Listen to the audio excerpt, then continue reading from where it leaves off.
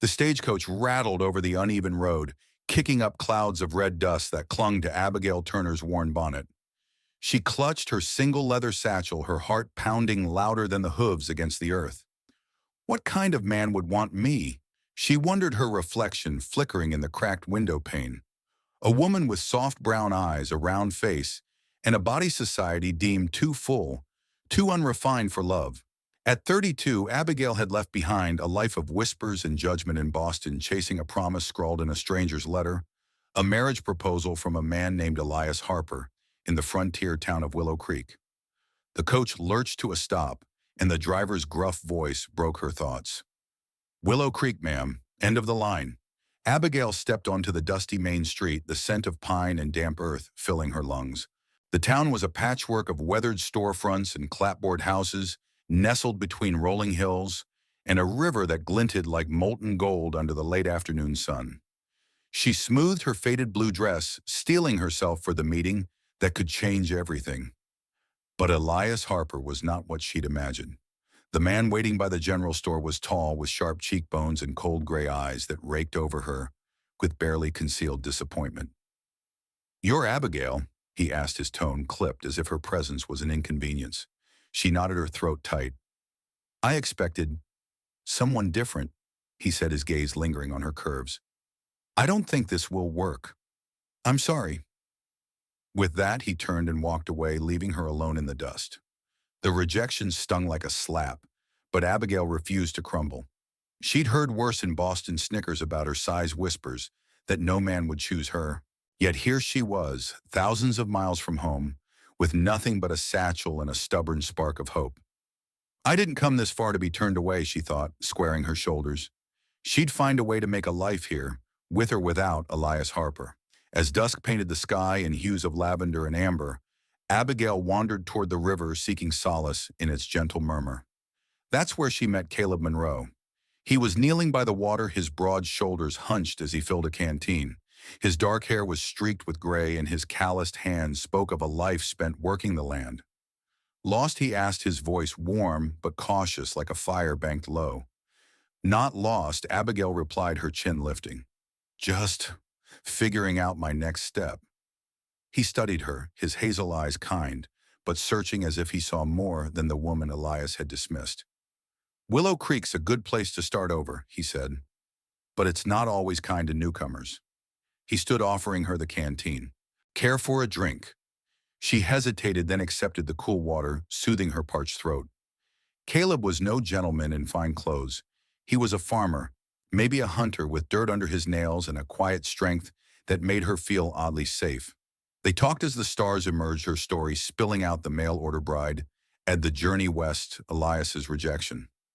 Caleb listened without judgment, his silence a balm to her wounded pride. "You're not what he expected," Caleb said finally, "but that's his loss. You've got grit. This town needs that more than it needs another pretty face."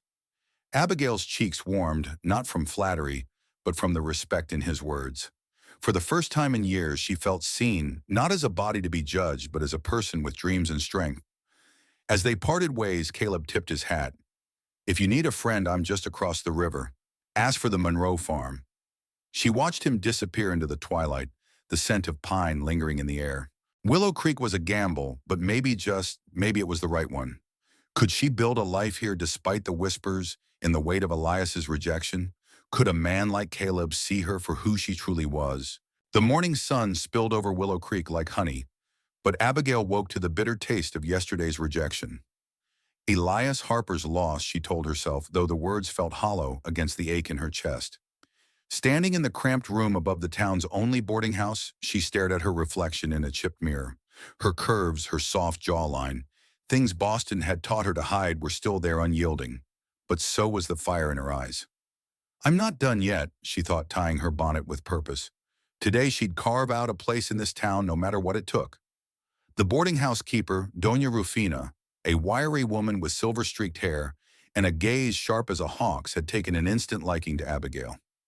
"You've got spine, Nina," she'd said over breakfast, her accent thick from her Mexican roots.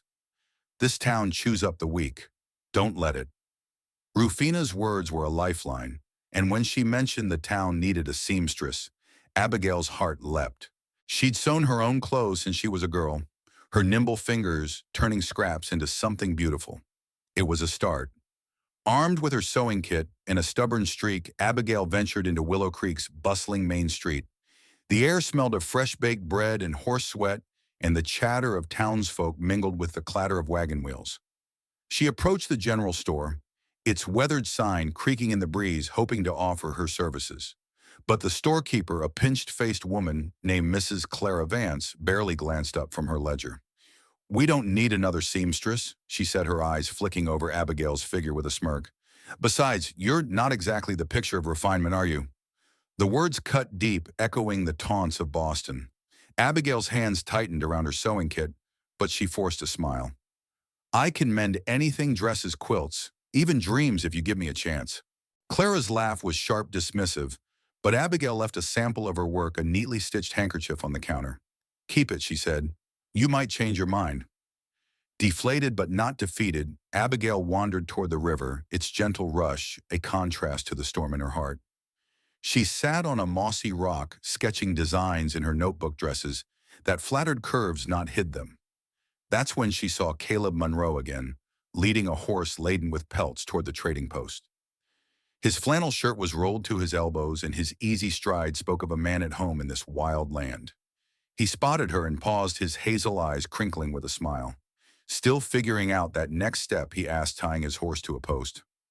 "Trying to," Abigail admitted, closing her notebook. "Seems Willow Creek isn't much kinder than Boston." Caleb sat beside her, the scent of leather and earth clinging to him. "This town's got its thorns," he said, "but it's also got good soil. You just need to dig a little."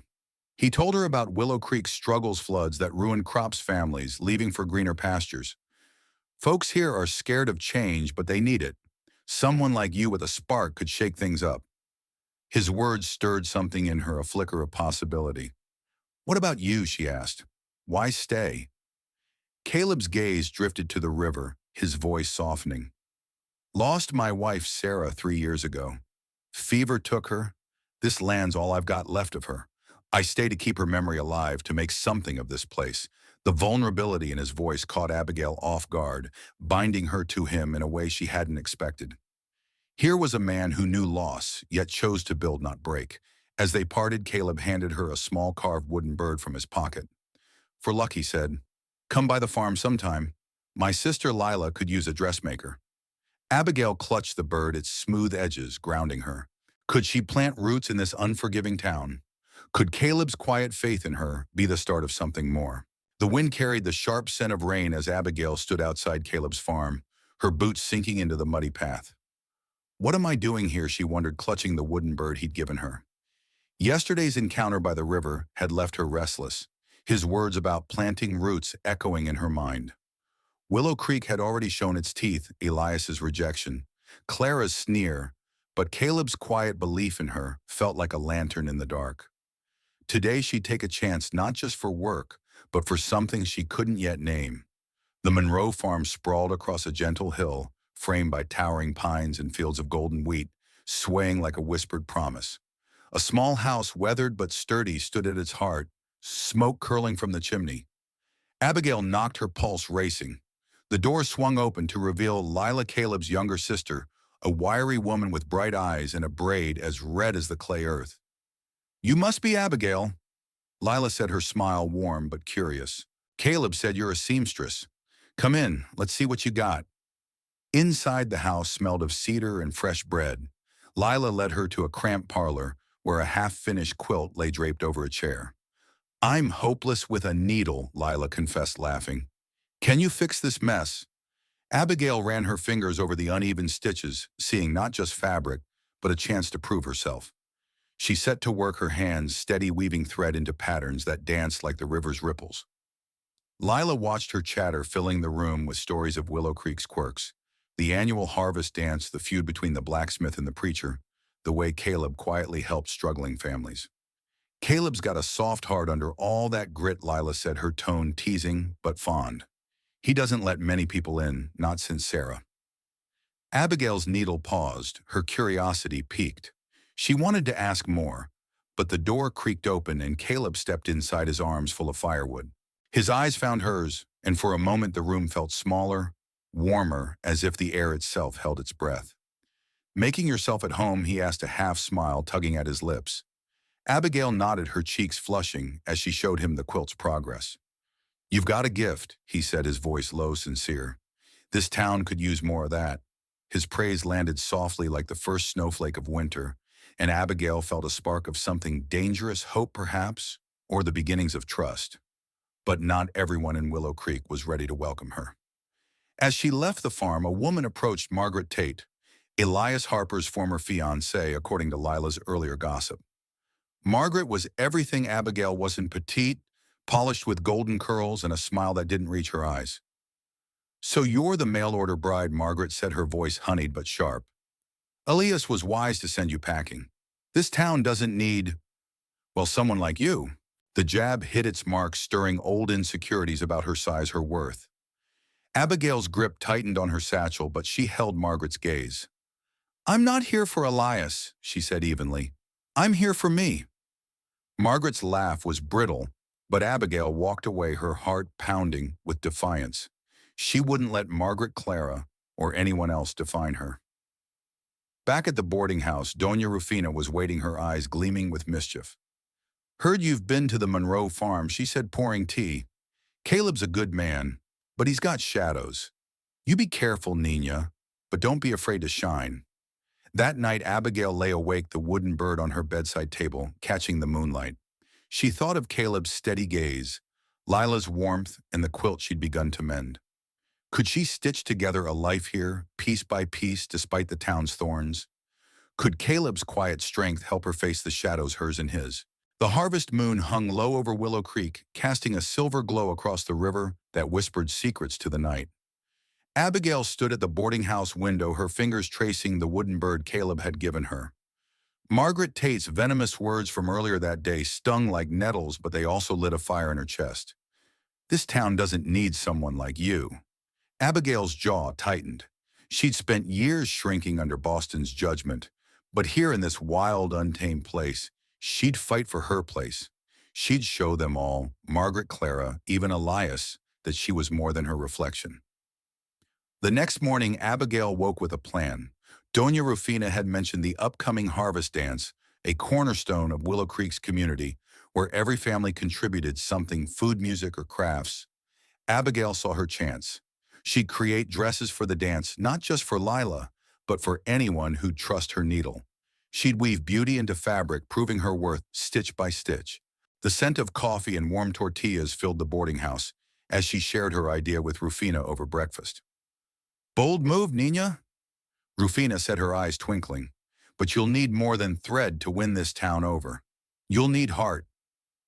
Abigail spent the day scouring the general store for fabric, ignoring Clara's pursed lips. She bought bolts of calico and muslin, their colors vibrant against the store's dusty shelves, deep indigo, soft rose, and a green that reminded her of the pines framing Caleb's farm. Back at the boarding house, she worked late into the night, her oil lamp flickering as she cut and sewed. Each stitch was a defiance, a declaration that she belonged. She designed dresses that celebrated curves, not concealed them, with flowing lines and delicate embroidery that felt like a love letter to herself. Word spread quickly. Lila was her first client, arriving at the boarding house with a shy smile and a basket of apples as payment. "I've never had a dress made just for me," Layla said, her voice soft with wonder as Abigail measured her.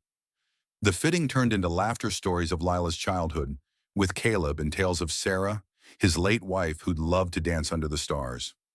Abigail's heart ached at the mention of Sarah, sensing the shadow she still cast over Caleb. But when Lila slipped into the finished dress, a rose-colored gown that hugged her frame, her gasp of delight was a small victory. The next day, Caleb stopped by, his hat in hand, and a quiet curiosity in his hazel eyes. "Lila can't stop talking about that dress," he said, leaning against the doorframe. The morning light caught the gray in his hair, and Abigail noticed the way his hands, rough from years of work, fidgeted slightly. "You're stirring things up, Abigail. Folks are noticing." "Good," she replied, her voice steady, despite the flutter in her chest. "I'm not here to fade into the background." Caleb's smile was slow, warm, like the sun breaking through clouds. He offered to spread the word about her dresses, and before he left, he brushed her hand with his, a fleeting touch that left her breathless. But not everyone was charmed. At the market, Margaret Tate cornered Abigail, her voice dripping with false sweetness. Sewing dresses for the dance? How quaint, but don't expect an invitation. Outsiders don't just waltz into Willow Creek's heart. The words were a challenge, but Abigail met Margaret's gaze. I don't need an invitation, she said. I'll make my own way. That night, as she sewed by lamplight, Abigail thought of Caleb's touch, Rufina's encouragement, and the dresses taking shape under her hands. Each one was a step toward belonging, a way to mend not just fabric, but her place in this town. Could she win over Willow Creek with her creations? Could Caleb's quiet support become something more? Or would Sarah's memory stand in the way? The air in Willow Creek crackled with anticipation, like the moment before a storm breaks. Abigail stood in the boarding house surrounded by dresses that hung like promises, each one a testament to her skill, her heart, and her refusal to be invisible. The harvest dance was tomorrow, and her creations would be there, adorning Lila and two other women who dared to trust an outsider's needle. But as she pinned the final hem on a sapphire gown, doubt crept in. What if they laugh, she wondered, her fingers trembling. What if Margaret's right and I'll never belong? The wooden bird on her table gleamed in the lamplight, a reminder of Caleb's faith in her. She held it tight, willing herself to believe. The next evening, the town square glowed with lanterns strung between oak trees, their leaves rustling in the cool autumn breeze. The scent of roasted apples and cider mingled with the twang of a fiddle, drawing families from every corner of Willow Creek. Abigail arrived in a simple dress of her own, making emerald green with subtle embroidery that caught the light. She'd designed it to fit her curves, not hide them, a quiet act of defiance against the stares she knew would come. Lila was the first to find her radiant in her rose-colored gown. Abigail, I feel like a queen, she exclaimed, twirling to show off the dress's flow. The other women, Mary, a shy farmer's wife, and Eliza, the blacksmith's daughter, joined them, their faces glowing with confidence in Abigail's creations. For a moment, Abigail's heart swelled. Her work was more than fabric. It was a mirror reflecting the beauty these women hadn't seen in themselves. But the whispers started soon after. Margaret Tate glided through the crowd, her silk dress imported from Charleston, her voice carrying over the music. Charity work is it, dressing up the plain folk, she said loud enough for Abigail to hear. A few townsfolk snickered, and Clara Vance, standing nearby, added, She's got nerve, I'll give her that. Abigail's cheeks burned, but she refused to shrink. She lifted her chin, catching Lila's encouraging nod, and stepped toward the dance floor. That's when Caleb appeared, his flannel shirt traded for a clean vest, his hair tamed, but still kissed with gray. May I have this dance? He asked, his hazel eyes steady, as if the crowd's murmurs didn't exist. Abigail hesitated, her heart racing. Dancing meant being seen, truly seen in a town that had already judged her. But Caleb's outstretched hand was an anchor, and she took it, her palm warm against his calloused fingers. The fiddle sang, and they moved together, not with the polished grace of city balls, but with a rhythm born of the land, steady, grounded, real. Caleb's touch was gentle but firm, guiding her through the steps. You're turning heads tonight, he said softly, his breath warm against her ear. Not just because of the dresses, but because of you. Abigail's throat tightened. For the first time, she felt not just tolerated, but wanted. As the song ended, Margaret approached, her smile sharp as a blade. Caleb, you're too kind dancing with the newcomer, she said, her tone implying pity. Surely you'd rather join me for the next one. The crowd hushed, sensing a challenge. Abigail braced herself, but Caleb's grip on her hand tightened. I'm right where I want to be, he said, his voice calm but unyielding. Margaret's face faltered, and she retreated, leaving a ripple of gas in her wake. Later, by the bonfire, Caleb and Abigail stood side by side, the crackle of flames mingling with the night's chill. You didn't have to do that, Abigail said, her voice soft. Stand up to her. Yes, I did, Caleb replied, his eyes tracing the stars. You're not just some outsider, Abigail. You're changing this place already. His words wrapped around her like a quilt, warm and heavy with possibility. Could she truly belong here? Could Caleb's loyalty mean more than just friendship? The bonfire's embers glowed like forgotten stars, casting a warm halo over Willow Creek's town square. as the harvest dance wound down. Abigail stood at the edge of the crowd, her emerald dress catching the flicker of flames. Caleb's words, "You're changing this place," lingered in her heart, but so did the weight of Margaret's challenge, and the townsfolk's sidelong glances. Am I enough? She wondered, her fingers brushing the wooden bird in her pocket. The night air carried the scent of wood smoke and crisp leaves, grounding her in this moment, this town, this fragile hope. The next morning, Abigail woke to a soft rain pattering against the boarding house roof. Doña Rufina was already up kneading dough, with a rhythm as steady as a heartbeat. "You made waves last night, Nina," she said, her eyes gleaming with pride. "Those dresses that dance with Caleb people are talking." Abigail smiled, but the knot in her chest tightened. Talking wasn't the same as accepting, and she knew Margaret and Clara weren't done trying to push her out. Determined to keep her momentum, Abigail set up a small sewing corner in the boarding house parlor, offering repairs and custom work to anyone who'd come. Word of her dresses at the dance had spread, and soon a trickle of women appeared, hesitant at first, then eager. There was Hannah, a widow with tired eyes, who needed a dress for her daughter's wedding, and young Betsy, who dreamed of a gown that didn't mimic Margaret's haughty style. Abigail listened to their stories, her needle weaving their hopes into fabric. Each stitch felt like a bridge connecting her to Willow Creek's heart. But bridges take time to build, and not everyone was ready to cross. At the market, Abigail overheard Clara whispering to a group of women, "She's talented, I'll grant her, but she's no lady." Too substantial for a proper match. The word substantial landed like a stone, dragging up memories of Boston's cruel laughter. Abigail's hands shook as she packed her basket, but she refused to let Clara see her falter. Instead, she offered Hannah a discount on her daughter's dress, her voice steady despite the sting. That afternoon, Caleb found her by the river, sketching new designs under a willow tree. The water's murmur mingled with the rustle of leaves, and the air smelled of damp earth and possibility. "You look troubled," he said, settling beside her. His presence was a quiet comfort, like the warmth of a hearth after a long day. Abigail hesitated, then shared Clara's words, her voice catching on the old wound of being too much. Caleb's jaw tightened, but his eyes were soft.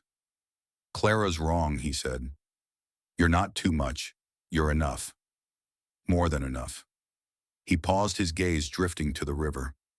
"When Sarah died, I thought I'd never feel whole again. But seeing you the way you fight for your place here, it reminds me there's life left to live." His confession hung between them, raw and unguarded, and Abigail's heart stuttered. She wanted to reach for him to close the distance, but the shadow of Sarah loomed large. Before she could respond, a shout broke the moment. Lila ran toward them, breathless. "Abigail, the church's quilt circle needs help. Their prize quilt for the county fair is falling apart, and they're desperate." It was a chance, a big one, to prove herself to the town's most influential women. But it also meant facing Clara, who led the circle, and possibly Margaret, who never missed a chance to undermine her. As the rain began to fall harder, Abigail clutched her sketchbook, her resolve hardening like the river's banks. This was her moment to show Willow Creek who she was, not an outsider, but a woman with a gift and a heart worth knowing. Could she face Clara's scorn and win the quilt circle's respect? And what did Caleb's words mean for the fragile connection growing between them? The rain had softened to a mist, cloaking Willow Creek in a silver veil. As Abigail approached the church, her sewing kit tucked under her arm like a shield. Her heart thumped louder than the creak of the wooden steps leading to the quilt circle's meeting. This is my chance, she thought, the memory of Caleb's words. "You're enough," burning bright against the doubt clawing at her.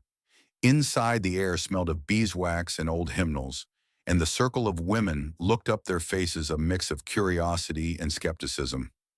Clara Vance sat at the head, her lips pursed, while Margaret Tate lingered nearby, her presence a silent challenge. The quilt in question lay across a table, its intricate patterns fraying at the edges, a labor of love meant to represent Willow Creek at the county fair. "It's ruined," Clara said, her voice sharp. "Unless you can work miracles, Miss Turner." The words were a gauntlet thrown, but Abigail saw the desperation in the women's eyes. This quilt wasn't just fabric. It was their pride, their legacy. She knelt beside it, her fingers tracing the faded stitches, and saw not ruin, but possibility. "I can mend it," Abigail said, her voice steady. But I'll need your help. The women exchanged glances, surprised by her confidence. She began her needle flashing like a beacon guiding them through repairs. Slowly, hesitantly, they joined her.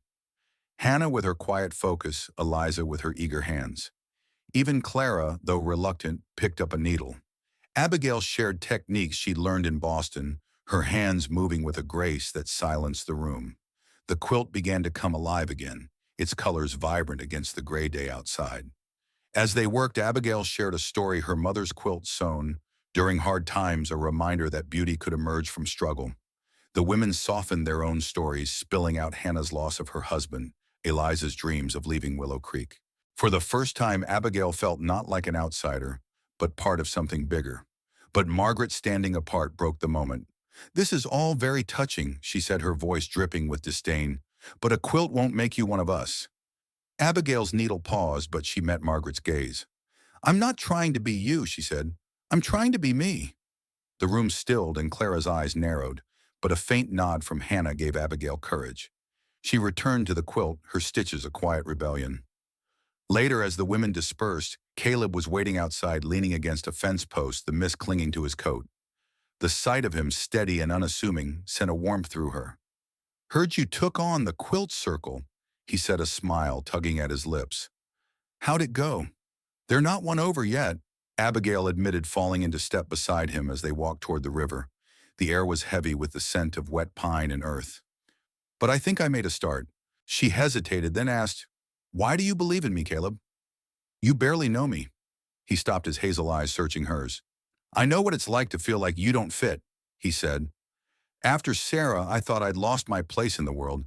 But you're building something new here, Abigail. It makes me want to build again, too."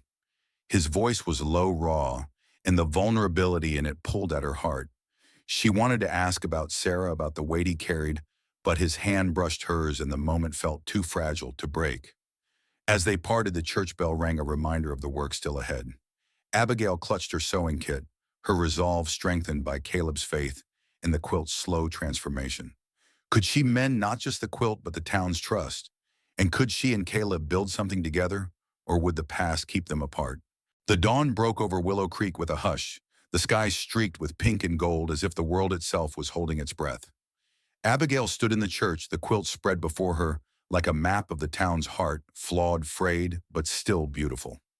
Last night's work with the quilt circle had left her hopeful, but Clara's skepticism and Margaret's barbed words lingered like a bruise.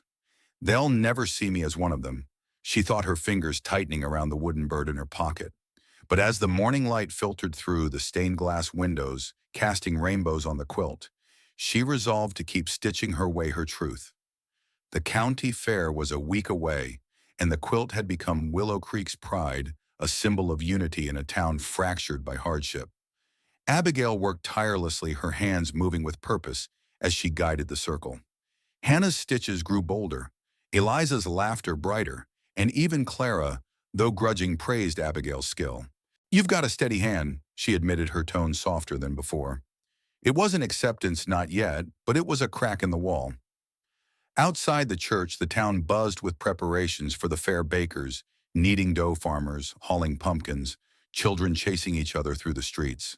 The air smelled of hay and anticipation, and Abigail felt a spark of belonging. But that spark dimmed when Margaret cornered her outside the general store, her eyes glinting with malice. "You think a quilt will make Caleb forget Sarah," she said, her voice low. "He loved her, you know. Truly loved her. You're just a distraction." The words sliced deep, stirring Abigail's fears. She'd seen the shadow in Caleb's eyes when he spoke of Sarah, the weight of a love lost. Was she fooling herself, hoping for more than friendship? She forced a smile, her voice steady. "I'm not here to replace anyone, Margaret. I'm here to build my own life." But as Margaret walked away, her laughter echoing Abigail's confidence, wavered. That evening she found Caleb at his farm, repairing a fence under the fading light. The scent of cedar and fresh-cut wood filled the air, grounding her as she approached. "Margaret said something today," she began, her voice trembling. "About you and Sarah. I need to know. Am I chasing something that's not mine?" To have Caleb set down his hammer, his hazel eyes meeting hers with a raw honesty that stole her breath. "Sarah was my world," he said, his voice rough. When she died, I thought I'd never feel again. But you, Abigail, you're not a shadow of her. You're light. You make me want to live, not just survive." He stepped closer, his hand hovering near hers as if afraid to cross an invisible line. "I don't know what this is yet, but it's real. And it scares me as much as it makes me hope." His words were a lifeline pulling her from the doubt Margaret had sown. Abigail's heart raced, but before she could respond, Lila burst from the house, her face pale. "Abigail, the quilt, it's gone. Someone took it from the church." The news hit like a thunderclap. The quilt was more than fabric. It was her chance to prove herself, to show Willow Creek she belonged. Suspicion pointed to Margaret, but there was no proof, only whispers and a town on edge. As night fell, the river's murmur echoed Abigail's turmoil. She and Caleb stood by its banks, the moonlight silvering the water. "We'll find it," he said, his voice firm. "You've fought too hard for this." His hand finally found hers warm and steady, and for the first time Abigail felt not just seen, but cherished. Could she uncover the truth behind the quilt's theft? And could she trust the fragile bond growing with Caleb, or would the past steal it away? The stars over Willow Creek burned bright, but Abigail's world felt shrouded in shadow as she stood outside the church, the empty table where the quilt once lay mocking her. The theft was a wound not just to her pride, but to the fragile trust she'd begun to build with the town. Who would do this? She wondered, the scent of pine and damp earth sharp in the night air. Margaret's smug smile flashed in her mind, but accusations without proof were as useless as a broken needle. Beside her, Caleb's presence was a quiet strength, his hand brushing hers as he promised. "We'll get it back."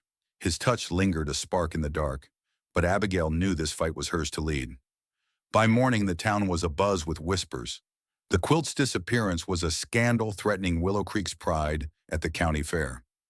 Abigail gathered with the quilt circle in the church, their faces a mix of worry and suspicion. Clara, her arms crossed, said, "This wouldn't have happened if we'd stuck to our own." The words stung, but Hannah spoke up, her voice firm. "Abigail's poured her heart into this. She's one of us now."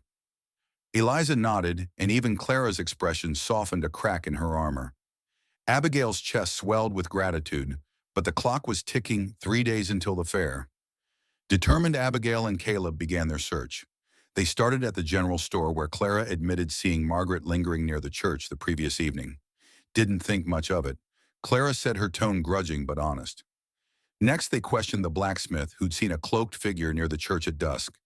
The trail led to the edge of town where Margaret's family owned a small barn. Abigail's pulse raced as they approached, the air heavy with the scent of hay and old wood. Inside, hidden beneath a tarp, was the quilt, its colors vibrant even in the dim light. Abigail's relief was cut short by footsteps. Margaret stepped into the barn, her face paling at the sight of them. "What are you doing here?" she demanded, but her voice wavered. Abigail held up the quilt, her hand steady despite the anger simmering inside.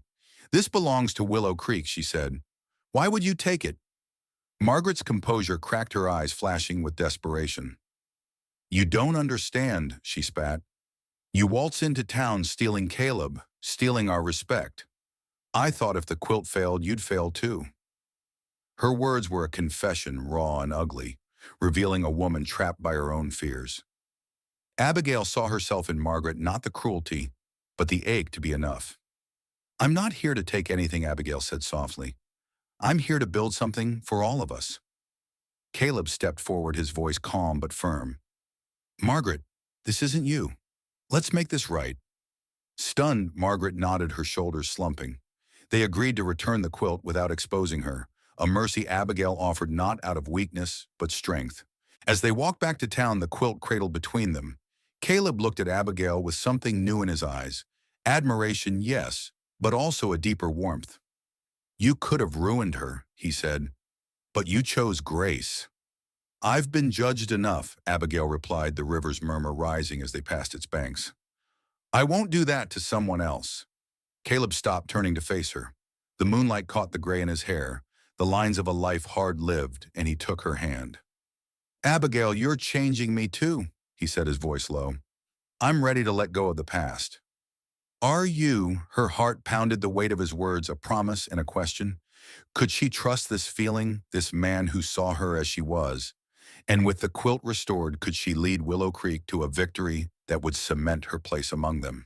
The county fair dawned with a blaze of color as if the sky itself was celebrating Willow Creek's moment to shine. Abigail stood at the edge of the fairgrounds, the quilt draped over a wooden frame, its stitches a tapestry of struggle and triumph.